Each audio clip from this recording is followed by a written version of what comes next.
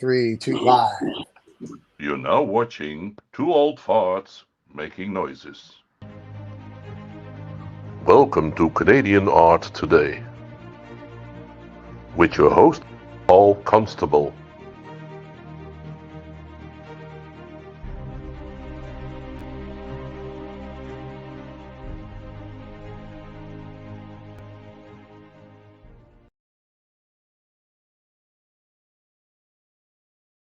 That is very Canadian. I like that. Yeah. Got the maple It leaves and is. everything. Yeah, sure, why not? Yeah. So, the candy canes on the left here, I don't understand, but the And maple leaf thing. I never questioned David on that. I was wondering about that. And I know it's leisure time. Maybe it's a holiday. Well, they're actually straws. I think they're supposed to be straws because it's always party time in Canada. Oh, I So thought there you go. we're still in mucklucks, I think, right now. We're somewhere between mucklucks and galoshes, which are rubber boots. Okay. We're starting to melt here a little bit. So we got some serious melting coming on here hopefully, in the next couple of weeks. So that'll be When I was a kid, my mom would say, "Put on your rubbers." If you say that to someone today, they'd have a heart attack, like you're politically incorrect. Oh, they don't remember you're bragging again that you had to put on more than one. Go ahead. That's how to put them on my shoes. So, there you go. Yes. Galoshes. For the people that galoshes, rubbers, yeah. They're called a whole bunch of stuff. No, we wouldn't call them rubbers in English, but you put your wellies on. That's what we'd say. Put your wellies on. Very cool. From Wellington Boot, from the Duke of. There you go. Yeah, nice. That's amazing. Well, we got a great show today. Yeah, we do. I had the privilege to spend 15 minutes before either of you came on with our guest and going through his art. Phenomenal. Oh, really? All gorgeous. Yeah, he's a keeper, as they say, right? He is. Whenever you would like to bring him on and introduce him, you let me know, or you want to give a little overview of who he is. Yeah, I'm going to bring him in just a minute here. So our guest today is Dwight Baird from Montreal, and I think I guess I would consider him a realist painter, a realist urban landscape painter, I guess we'd call it, and with portraiture involved in it as well. We've been carrying a kind of a portraiture thing through our last couple of shows. Now, Dwight always has a bit of a saying that he says this is, what others see as paintings, I pass. What I see as paintings, others pass. So he's this other set of eyes that maybe, the indiscriminate person just on the street doesn't see. He sees things in that a lot of other people just don't see. Now, Dwight's paintings kind of leave you, my thoughts on this are, they leave you with thoughts of taking away from places that maybe you've traveled before. And he said the street noises, the tastes, and the smells that confront your memory. These all kind of get activated when you sort of see his work. Dwight Baird honed his brush, I guess, a little bit in the early days on, commercially doing some work, graphic design, and then he just went full tilt right into his art form. So he's been doing it for a long time. And he travels a bit between Montreal and Cuba and around the world a bit. So I guess he found a muse in the people and the subjects of Cuba. So we're going to look at some of those in context to his Montreal series that he's working on now. And I guess I look at him like kind of a modern William Morris as a Canadian painter. And I guess his imagery allows you to become part of an everyday moment and something you normally would have just passed by. And it's great to see some of this stuff. He's got a great retrospect coming up here in April 22nd and 23rd in his hometown. Where is he? In Huntingdon, Quebec. So let's bring Dwight on. And there he is, ladies and gentlemen, the man who missed the legend. There he is. Yeah. Hey, good seeing you. I just wanted to say something, Paul, very quickly. You said it was like impressions of everyday life. That's exactly what I felt when I did a quick slideshow this morning. And there were there's one image in particular of like a couple walking through a viaduct. and I thought I've been there. You know, that was in my head. So yeah. I think a Anyway, lot of that's us. just I found that I felt like I've been to Montreal a number of times, not in the wintertime, but I felt I was on the street. And it's not so much that you're painting every little item. I think it's selectively what you're painting becomes important. And why you spend that amount of time doing what you do. Anyway, we're talking to you in almost in third person here, Dwight. You're right here beside us. Well, Paul, we'll let you at it. Dwight, Yeah, we'll see you in a little bit. When Paul's done with you, we'll be back. Okay. Great. yeah. Look forward to it. yeah. Well, Dwight, this is it was a great privilege to be able to interview and talk with you today. So can you hear me good enough here yet? I'm as close as I can get to my speaker here. Can you hear me there? I can. Your volume is very low, Paul. I've got it on maximum here. Yeah, and I'm on maximum here, so there's something in our connection. We just have to be listening a little carefully. I'm as close as I can get to my mic.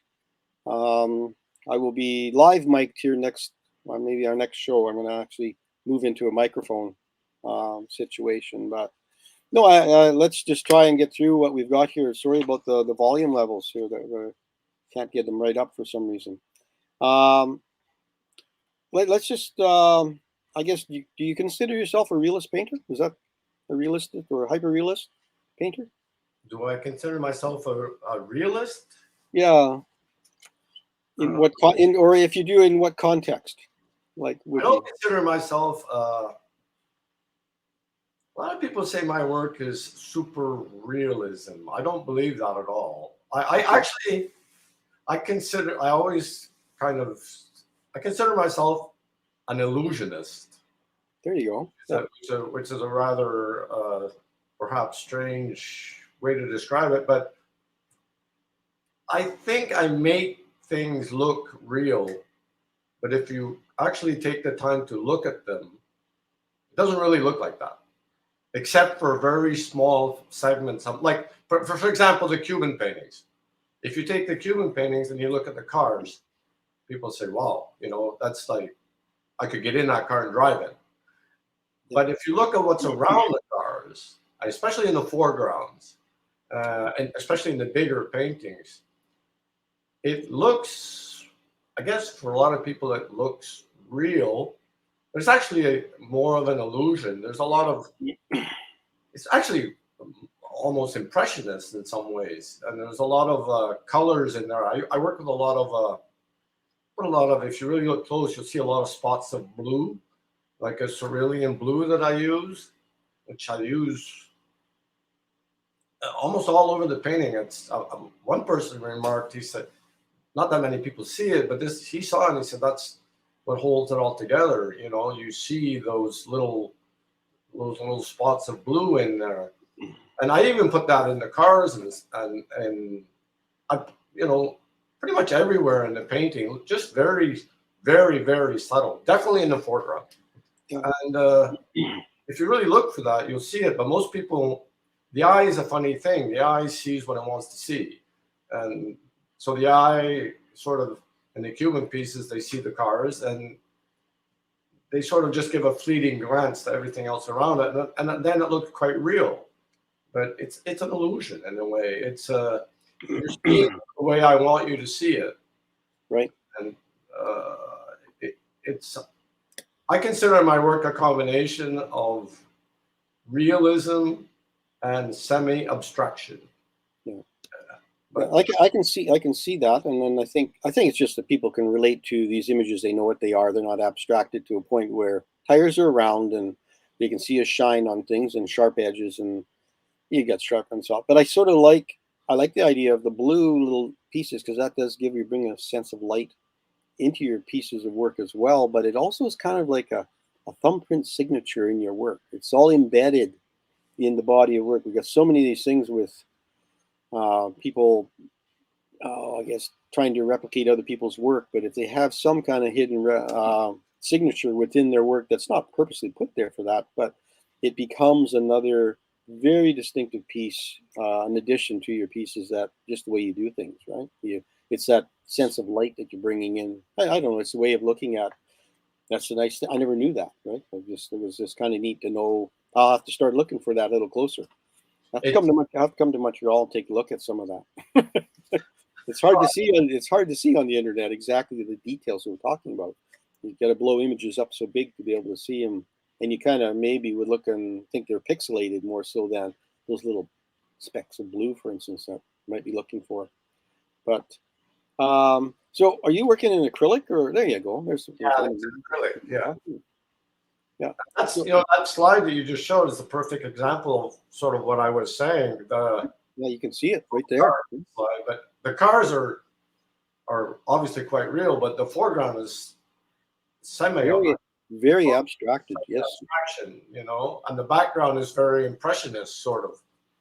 And I think I've parlayed all that into a kind of a very unique style in my work. Where, I mean, a lot of realist painters, if you look at their paintings, everything is realism. And obviously, abstract paintings, everything is abstract or non-figurative. Right. And I sort of managed to combine the two, where I'm working as a realist painter, but there are certain areas in my work that border onto abstraction. And I've sort of, people remark that, that people, it's sort of something that it's a style, I guess, that I've created, and it's become my signature in a way, especially in the smaller pieces, it's a bit harder. In the Montreal scenes, it's a bit harder. You can only do so much with a snowstorm, but you great get to some shovel, But in the larger pieces, you see it, and more in the Cuban pieces, you see it also. Yeah. Because I think it's just because there's more color, and more possibility to play with that in that way. I kind of call it. I played with all these names, urban realism, contemporary urban realism, and then at one point I said it was a realist abstraction or abstract realism. I think the abstract part is really. I guess that's one of those things that some see it and some don't see it. They see because the realism overplays it, and you've kind of underplayed some of the abstraction, which is kind of cool to be able to do that. And you see it one way, and then just exactly like your statement says, what others see as paintings I pass by, and the reverse of that, what I see as a painting others pass by. So it's sort of.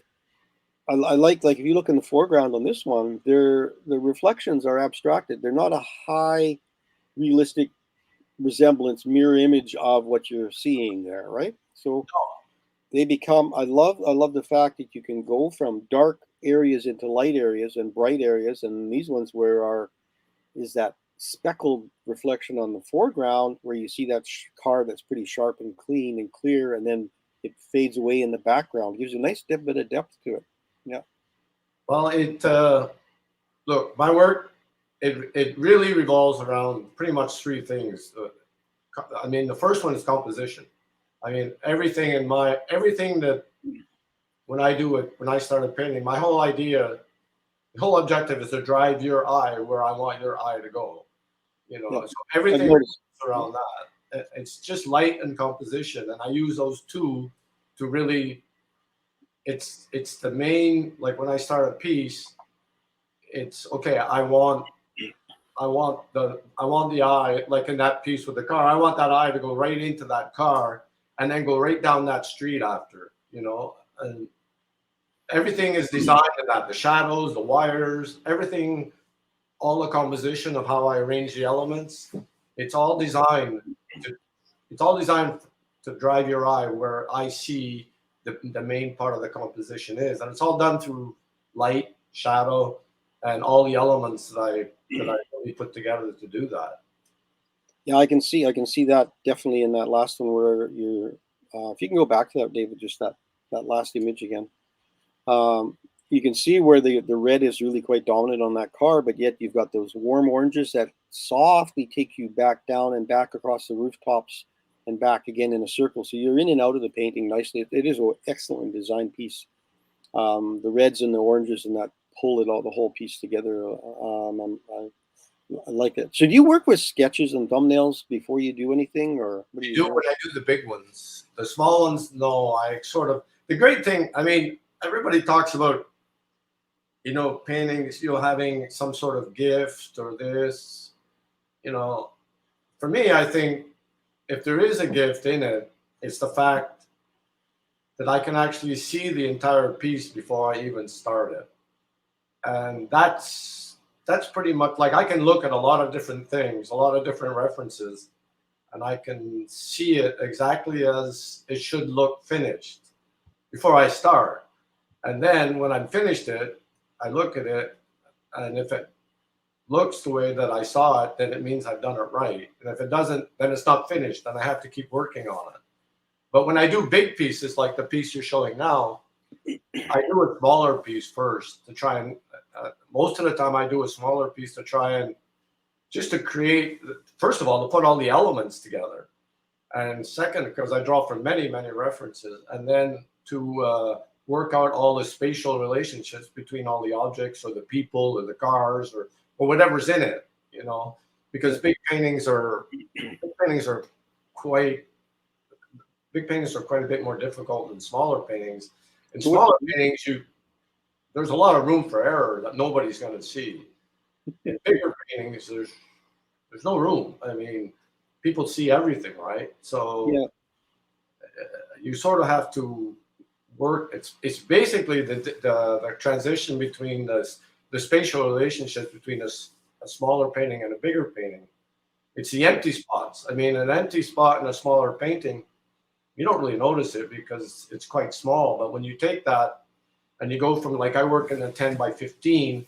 If I take that 10 by 15 and I turn it into, let's say, a 24 by 48, that half-inch empty spot there, you know, somewhere that doesn't have much in it, all of a sudden it's like 2.5 inches. Exactly. Yeah. And that's a problem in a big painting, especially if it's, you know, where in an area where I'm wanting that eye to follow it through. And that piece you're showing now, I put that lime green car in there behind those two cars for a very important reason, because that's exactly where I want that eye to go, and I wanted that, and that color is not. Yeah.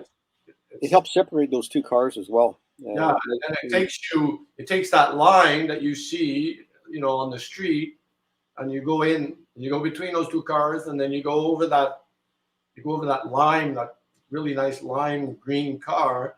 You go down the street, you know, you see a little bit of that bubblegum green one, and then you go right down, you know, you take a tour through the city there, you know. Yeah, the cars really have that really nice smarty box look about them. They're bright, nice, that bright, shiny color. I mean, the cars in Cuba they're retro. I mean, so I guess I'm looking at a lot of the work. Do people see this kind of nostalgic, like if they've been to the old world? If they go back to Cuba, is that what they're going to see, like the yellow cabs and the? Oh yeah, you're going to see this. I mean, this is there. This is I'm not making anything up there, you know. I mean, anything you see in my painting is there. You know, I mean, there are times when there are certain street, like, okay, there are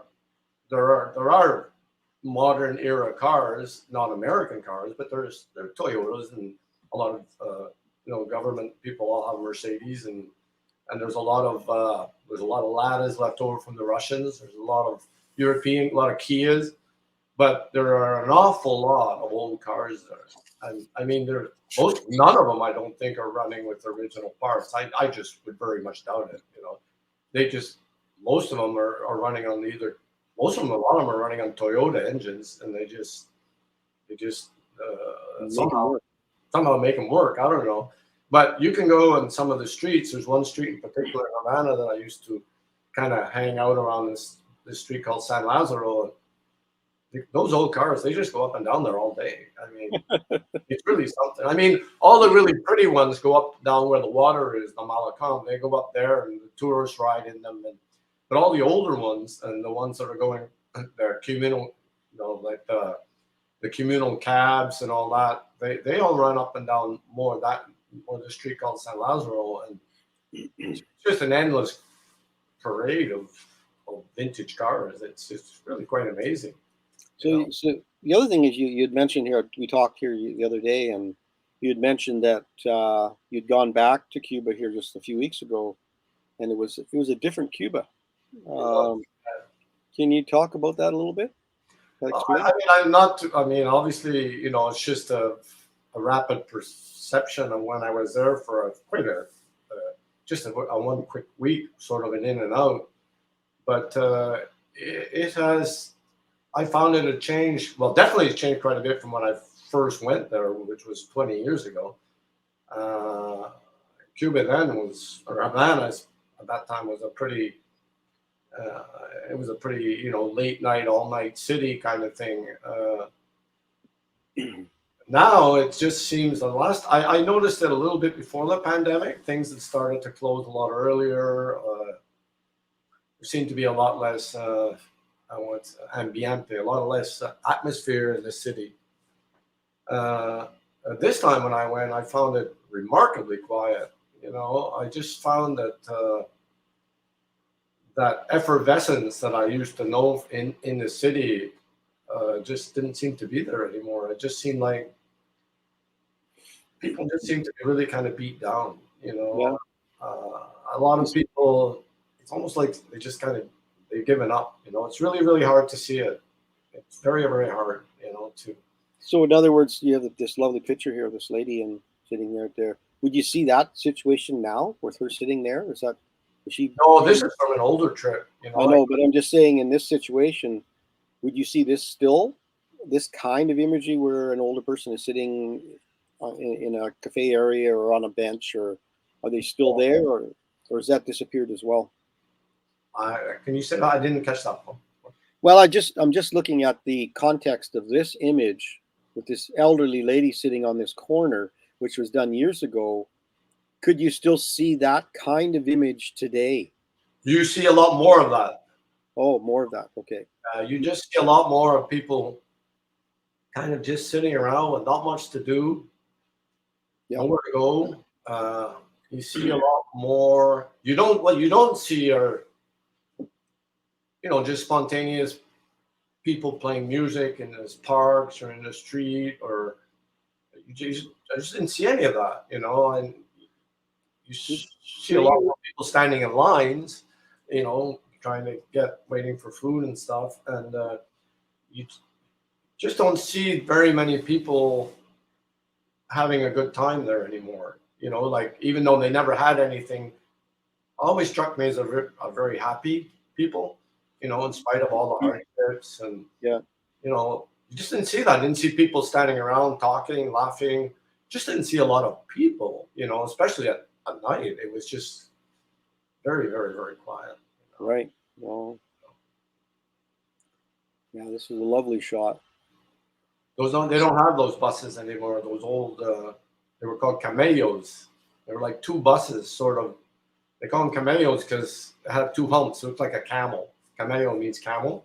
And they had like a bus, and then like a sort of like a bus that they were, and man, they put so many people in those buses. I mean, now they have different buses. They got just kind of more regular buses. But when I first used to go there, they had these other buses running, and it was they were really quite unique. And I probably took this shot many, many years ago, and I never really did much with it. But I always wanted to. Every painting has its time, I'll keep looking at stuff, and I say, one day I'll do that, one day I'll do that, and I put it aside and I do something else. And then one day you just say, okay, today I'm going to do that, And so one day I did, I did this.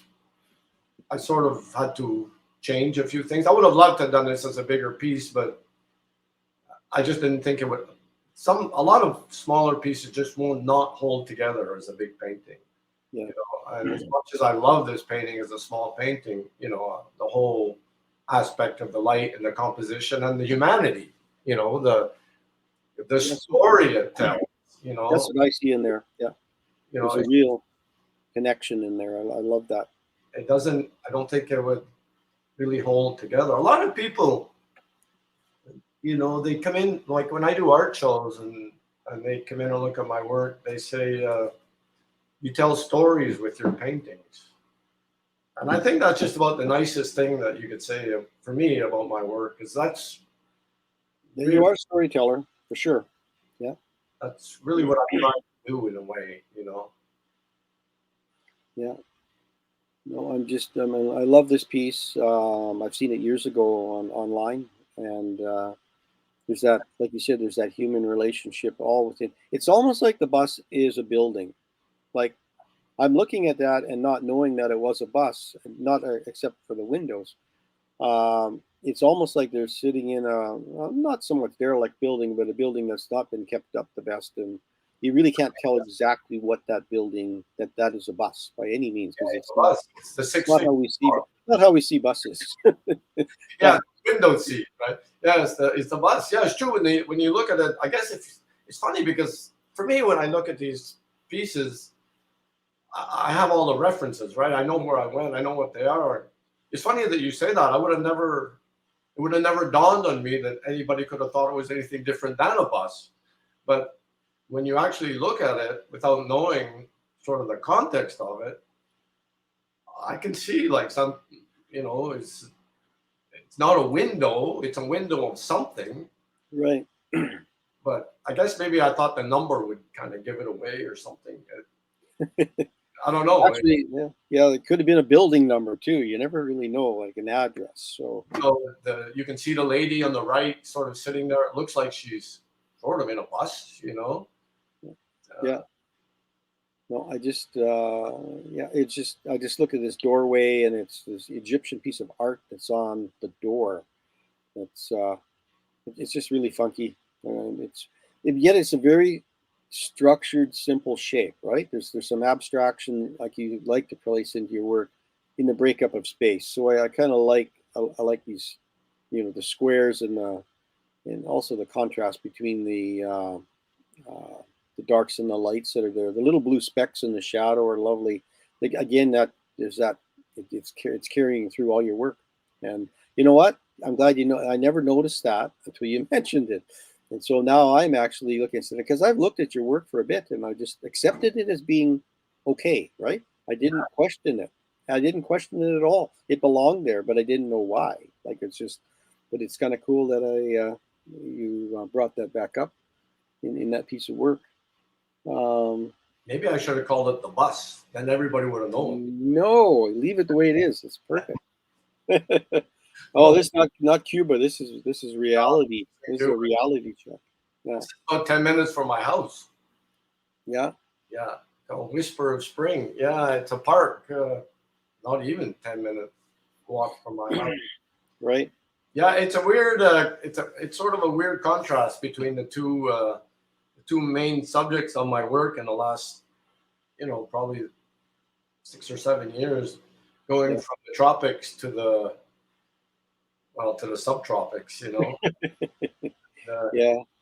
You know, I don't know. I explain it to people. I said, when you look at the Montreal scenes, and I say, well, that's why I go to Cuba, you know. That's sort of this is these paintings that I paint here are the reason that I go to Cuba. And enjoy that, yeah. You know, even though it never started out like that, it turns out to be a pretty nice sort of. It's a nice way to get away and still be able to do your work at the same time. It's actually really quite. I'm really very fortunate. But winter in Montreal or winter in Canada is it does clean up your palette. Your palette is minimalized as far as like I love the blacks and grays and then that little sting of yellow on the sign. So they really work nicely together. You give, like you said, you can direct the person's eye a little bit more, tell them a little bit about that street.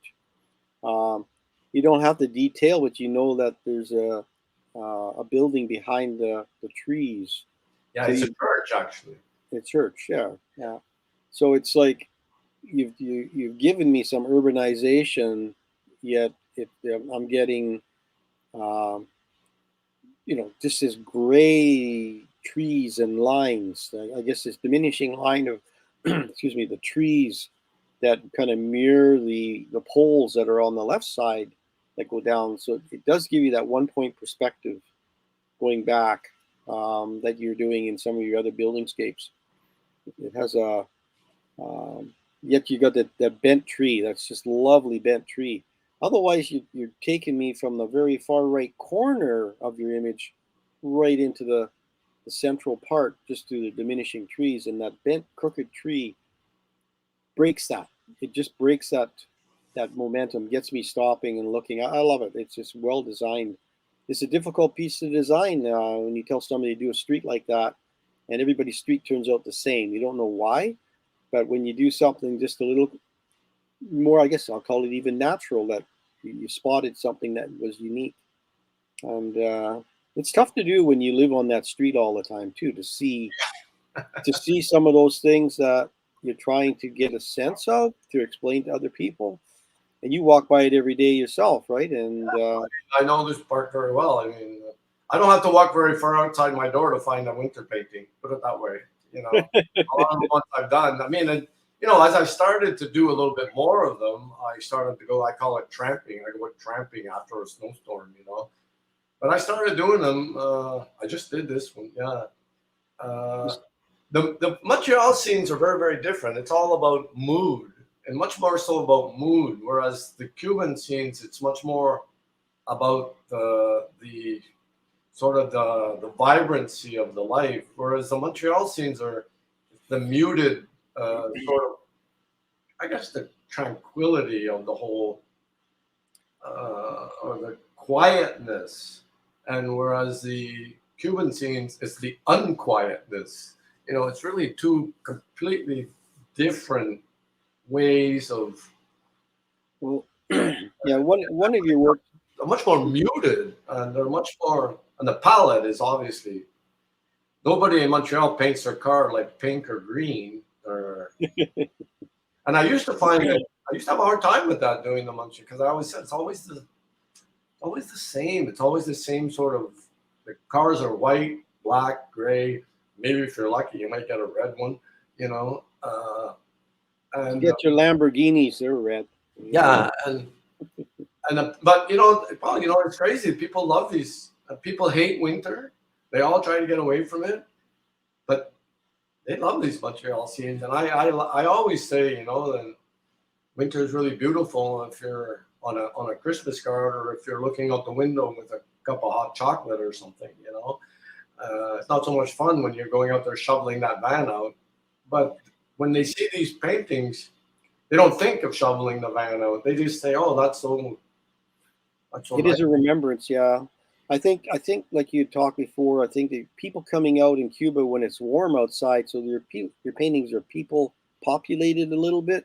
Where Montreal, if it's winter, they're all bundled up and they're not typically out on the street in the same fashion, you know. And they just get your groceries, get home, right? It's not or get to your event. Like, they're not really out enjoying the day per se in the city like this. So there is a serenity to it, though. I like the quietness of this alley or this street scene here. So it's got it's a little shallow in the depth. You're not getting quite. You're only getting your eye getting you in about a third of the way into the painting, the bottom section. But then your eye runs up that nice little warm brick ray that kind of horizontally striking you across the page on a vertical format, which is dangerous in that. It's a dangerous move to cut your page in half, yet it does it nicely. It's so subtle to stop your eye, move it up, give you a piece of a water tower, tell you there's something behind that building. And like you said, it's like that could have been a huge empty space up in the top half of that. Well, I wouldn't have done the painting without the water tower. The painting was all about the water tower. You know? Yeah. So that's what I'm saying. Like, you need the space around it for it to show up, but a space by itself, as it gets bigger, becomes. I guess in this case, it's kind of nice. It gives you breathing space a little bit in your work, because they've got the tracks on the road in the foreground, and the branches they got a lot of texture to them and visual direction, and then there's a calmness in that sky. So it does it does what you said it does. It makes it about the water tower for sure. You're kind of supposed to walk down that alley and sort of turn left, and under the water tower it's a very iconic image in Montreal. I mean, there's a big controversy over that building. It's been a warehouse building, storage area, years and years and years. Now apparently some developers want to turn it into some kind of hotel, commercial space downstairs, and it's in a very, very well-known part of the city called basically Mile End. It's just underneath the viaduct, and a very vibrant community, and a lot of people are quite. It's a major concern now because the water tower whole thing. It's become it's a landmark. I mean, it's as much as a lot of other, like the Five Roses flower building at the other end of town, which I've done. It's so there's a lot of controversy about what to do with this. They want to be sure that if they do something, that they don't take down the tower, you know, that it stays there as part of the sort of the northern towards, you know, the skyline. You know, it's so it's an interesting. I mean, I was thinking about doing something with this piece. I've gone through that alley a few times, you know, and a few years ago, and I never really did. Then I went through the alley again last year. Again, it was probably something I kind of wanted to do something with, but I would just the right time, yeah. Wasn't the right time, you know. But then I looked at it this time and said, and it's different when you do the vertical. It's always different doing the vertical format too. Yeah, you do a lot of horizontal cityscapes. Yeah, a lot of my work is horizontal, and the vertical subject. Verticals. It's harder to get the right subject, the right composition. It's like alleys work really well. You know, in Cuba, you know, doorways work really well. You really have to have. You need there's lots of layers in this piece, though, right? Things are piled, kind of one on top of the other, you know, quite a bit, right? So it's kind of cool in that you can get away with that, right? The van gives you a nice direction going into the space, rather than just letting the road do all that for you. And I like the white on whites, the white vehicles with the white snow. They're there, but they're not jumping out at you like you said, like jelly beans, because that's not the most important thing, right? They do occupy and constrict that alley because they're parked there, but it gives you that feeling you kind of got to zigzag around them to get to where you want to go. But I do like, it's a beautiful piece. For, like you said, it's something that I'd get down that back alley because I have to go see my friend, and get there and go and do something you don't really notice about maybe the water tower. Now that water tower doesn't have water in it. Every day, you know, people walk by that every day. You know, I mean, they just walk by it. You know, I mean, there's another one I did of the viaduct right beside where it is right there. People go through that viaduct every day, like hundreds and hundreds of people. You know, nobody sees anything there. They walk through. They're going from one place to another. Normal. You know, I walked through it many times. So last year when I walked through it one day, sort of a blizzardish kind of, and I saw that church, and you know, I saw that cupola and I was in the front and I saw the light, and I said, wow, that's really striking, you know? Yeah. No, it's a really nice directional piece without being directional. You know, especially when you have that sharp shadow, the black it eats up half the painting. Like yet it still doesn't bother me because you've opened the window up in it a little bit. You can see some texture, and the textured wall on the left side. Really, is that tin probably, or can't tell exactly, but maybe it's just painted wood. It has a really nice warmth. So there's that color makes a huge difference. The characters make the difference, right? In that painting. Yeah.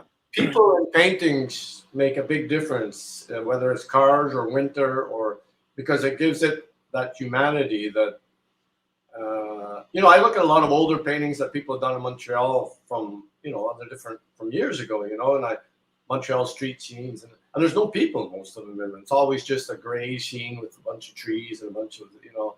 And I remember looking at it and saying, like, yeah, but you know, there's no life there. You know, it's like I find that when you put, and I'm not even without sort of aware of it, but I find that when I put characters, I call them characters, you know, in my work, people relate a lot more to it, and I seem to actually sell a lot more of them, the ones with people in them, you know. People like, again, it's the story, right? People like And it. yeah, and it's not so much recognizing that person at all. Like I like this one because this could be anybody in their family. It could be not a certain unique person unless they've asked to have their picture put into the painting. Have you had that? People in commissioning work request their image to be in the painting? What's that? Have you had people, when you do a commission, have you had people request their photo be put into the painting? I haven't done a commission in 35 years. You know? Perfect. I've done when I was young in Huntingdon. I used to paint people's houses for them and stuff. And but since I've actually, I would say in the last 30 years, 35, I've done 2 paintings for people. I discourage them. I just tell them, unless they really want it in a way. I've done 2 Cuban pieces for 2 different people. But I told them flat out that they get a better painting if they just buy one that I already have. Yeah. But they really wanted this, and I make sure it's worth my while or whatever, but I don't like it. I don't think, for some reason, it's not really neither of them I would consider any of my better paintings. It's I mean, I think part of one of the strongest points of my work is I'm painting what I want to paint, and it's coming from me, and I think that makes a big difference. So I don't, it's not something I hope, honestly, Paul, I hope I never have to do another one. Yeah, I know what you mean with commissions. I try to avoid them. I usually, when I do a commission, I just say you don't have to buy it. Yeah, I'll do it for you, but I said if it's something, unless it's something very specific. But I said I usually just leave it on. I'll sell it to somebody else if that's the case. But otherwise, it puts too much pressure on me to try and match, and I end up doing what I did 30 years as a graphic designer for people for 30 years. I decided, okay, I have done that long enough. I now do my own work. So I understand.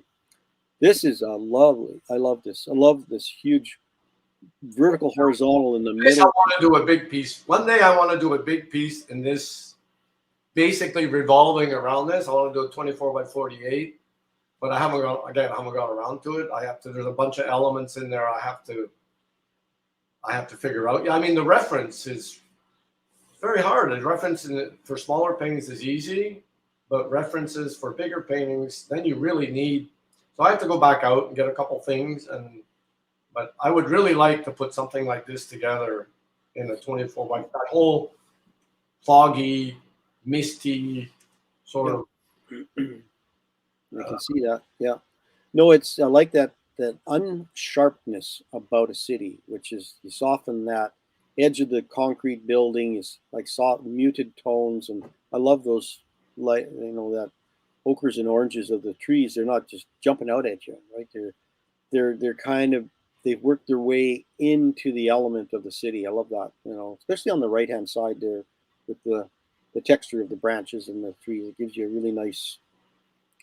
There's a warm feeling. I guess it's a warm feeling in the winter, right? You need that little bit of warmth to it, and I think we don't have Smarty Box bunch of cars on the street here like Cuba, right?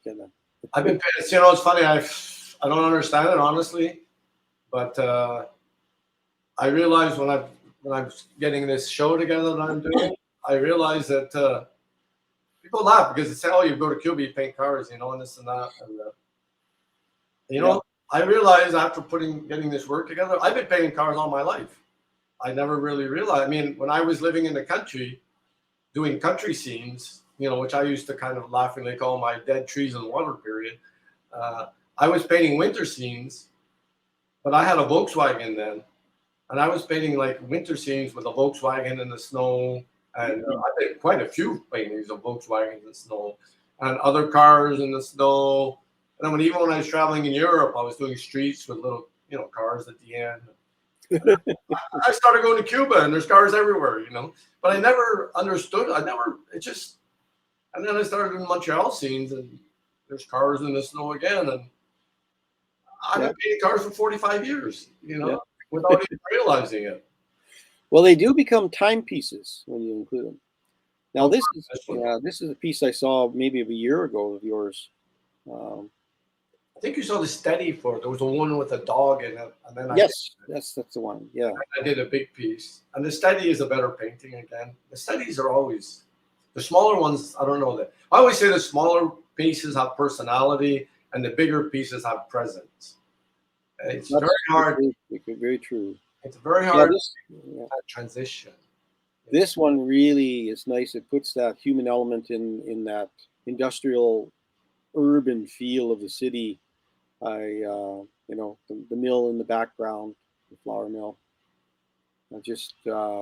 I've always liked this composition. It's a beautiful composition, strong, and yet you're just the color values in your grays, and then that little sting of orange, one little sting of orange, bang. It is directional, but it is warmth, but it's warning, caution, danger. It's got a whole ton of other elements that are built just into that one little color. Foggy day, mystery. It's like one side is a little softer than the other on the expressway there. If that's what that is, and then just the little elements. There's a lot of little signs in this thing. You try to put that many signs in a piece of work and make it work, right? And this guy's there. I love signs and text and all kinds of stuff. I just love it. Yeah.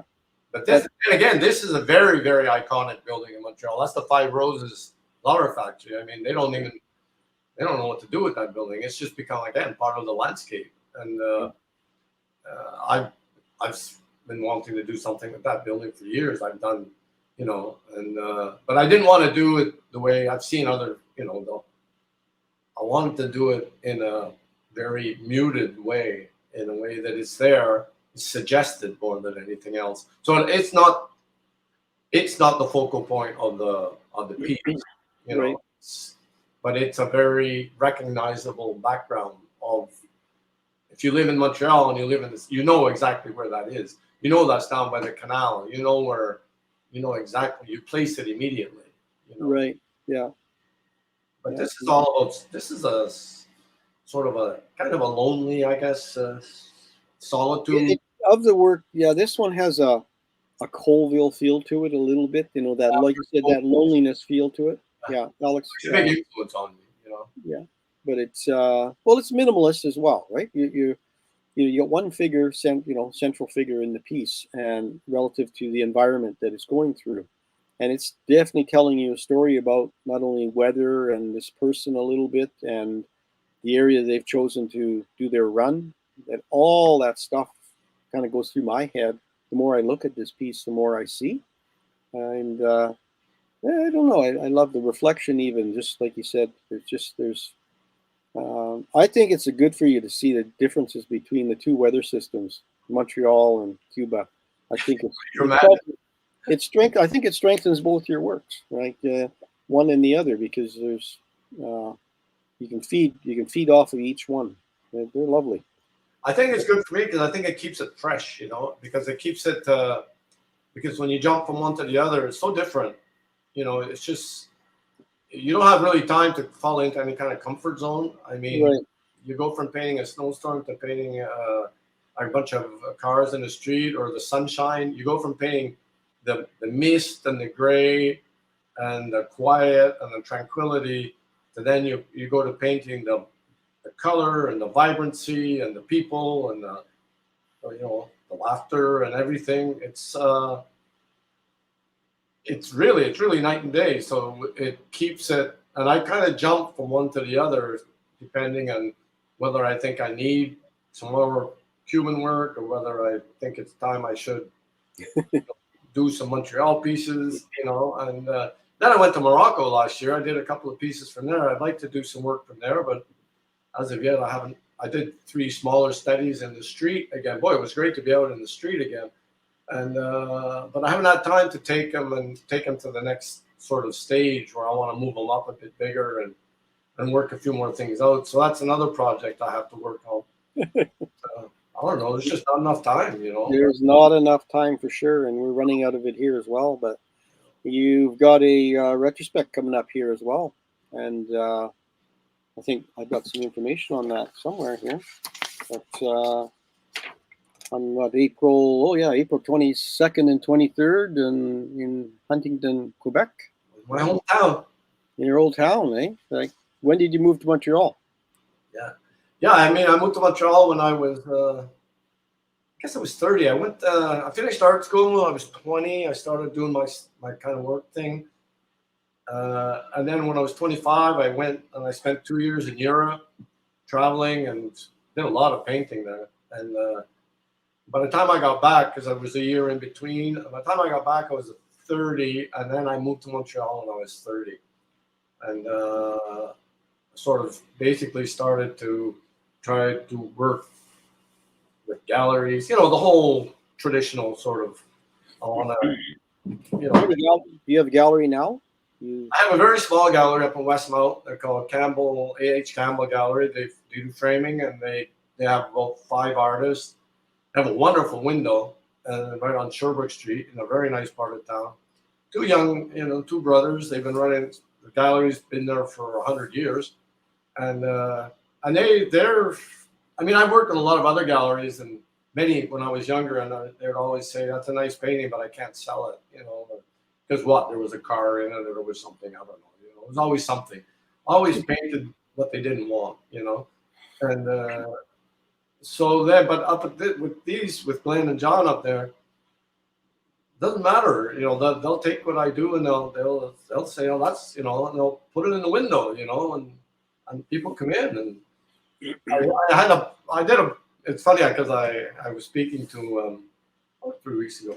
I had a painting of Montreal on Sherbrooke Street, which is a very famous street, of a bus, the 24, very famous bus, runs up and down Sherbrooke Street from basically almost from one end of the city to the other. And it was a winter scene, and it was called the 24 East, and it was that was the bus stop in Westmount where the gallery is. And I remember going up there and saying, Glenn, I said, if you can't sell this painting, you can't sell anything here, you know. And he was laughing. And then 3 weeks later, I come back, I go up there and I walk in. He said, I sold the bus, you know. And I said, wow. I said, Glenn, I said, kudos to you guys. You're the only gallery in this town who'll put a painting in the window that has a bus in it, you know. I sell it, really, you know. And I said, that's really something. And he kind of laughed and said, yeah, you're probably right. He said, you know, I mean, but that's good. Yeah, no, it's good to hear those stories that, you know, galleries working for you. You know, that's really important. Well, they understand what you're doing. They're not just saying, oh, you know, before somebody out there would say, why did you put a bus in there? You know, and that would have been a nice painting if you didn't put the bus in, you know. I mean, but the bus is the painting, you know. Yeah. And anyway, it's funny because I think that's probably in the end the reason why I never really did much with galleries during the whole all those years that I've been painting, because I just don't think they really understood what I was doing. I was sort of I was kind of unconventional, you know. I just didn't paint sort of what I call a lot of them very safe paintings. Yeah, that's a lot of times that's what they want. But you got to almost sell them on it first, and then they can sell their customer on it. And by the time they get there, it's porridge. By the time you've got it to the other end, yeah. I found that myself. You know, even I worked, you know, I had work at the galleries in the U.S. with the Cuban stuff. I do really well with the Cuban stuff in the U.S., you know, on my own. But the galleries, you know, they sell a piece here, a piece there. But, you know, in the end, it's because they don't know the story. And an awful lot of people that buy art, they want to know a story. They want the story behind it. And when you put work in like removed from where you're doing it directly, galleries or shows, whatever. There's nobody there that can tell that story to them. And that's what, as far as I've seen through all those years that I've been going out and selling my work, I think the most important thing about selling the work is the story, and that's what makes it so much easier to sell. And without that story, it's a lot harder to sell that. I mean, the gallery I work with with Glenn and John up in Westmount, the Campbell Gallery, they know me. They've known me for 30 years. They know the story. They know my story. They know the stories of, they know what I do. They know where I've been. Yeah. Okay. And their customers, a lot of customers up there know my work now, and they can tell the story, and Yeah, that's important. It's important to have the right story. Yeah. it's a big part of, Yeah. it's a really big part. Yeah. This has been great talking with you about this. Bring the guys in here. I think there we go. Yeah. Hey, Well, you've certainly told a story today, and yeah. And what if people don't have, if people can't see it, they don't deserve your art. nobody talks about the work better than the person that does it, I guess, Oh, I don't hear anybody now. Yeah, you're muted, David. Or Stephen, you're muted. The Stevens muted. No, Yeah. I was saying that your work is phenomenal, and before the show we were talking about your baseball work that you were doing, that you did for the Major League in Coopertown. So it's a shame that we couldn't show that as well, but your work is phenomenal across the board. So my one question that I always get to ask, and Paul chuckles at, if somebody wants to buy one of your works, what's the range? Whether it's something from baseball, basketball, the car. So what are your ranges of price for somebody to buy an original?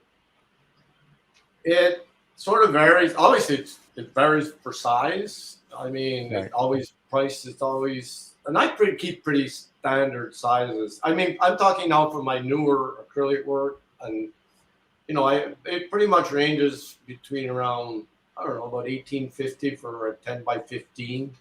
Anyway, up to the bigger pieces right around maybe $8,500, $7,500. Okay. If somebody wants me to do something, that's a whole different story. First of all, I try to discourage them. I mean, I really do. Right. Don't throw money at them. Just do not throw money right. at them. Well, I said, can't see myself ever doing it. I just can't see myself ever doing it. So, well, your work is phenomenal, and it was a pleasure and a privilege to have you on Paul's show today, and we get to learn about you. So, I really enjoyed it. I world really enjoyed it. yeah, we did. It's been a good conversation. It's been a short one, but a good one. But we can always have Dwight back, and we can maybe talk about come back with your sports. Bring the sports stuff. Yes. Yeah, the old I days. was just thinking that. That would be The sports all the part. sports stuff. That would be a really interesting show with the sports stuff. I did, yeah. I mean, I did. It was 10 years, well, more than 10 years. It was a major, 93. a major stepping stone for me in the U.S. to get my work out there. It was definitely the baseball. I mean, I was a licensee of Major League Baseball, both in Canada and the U.S. We definitely have to have him back for that. So. We have to have you back to talk about the baseball and what you did for the NBA as well, because your sports stuff is absolutely gorgeous and breathtaking, and the Cooperstown one is my favorite. So I think excellent works. Well, you're welcome. Thank you very much. Very kind. We will organize that maybe later in the year. Yes, we will. Don't forget to subscribe and like. Paul has a show every Thursday here on the Two Old Farts Network. And we want to thank our guests today. And if you like to tell a friend, if you didn't, keep your mouth quiet. Thank you, guys. Have a great day.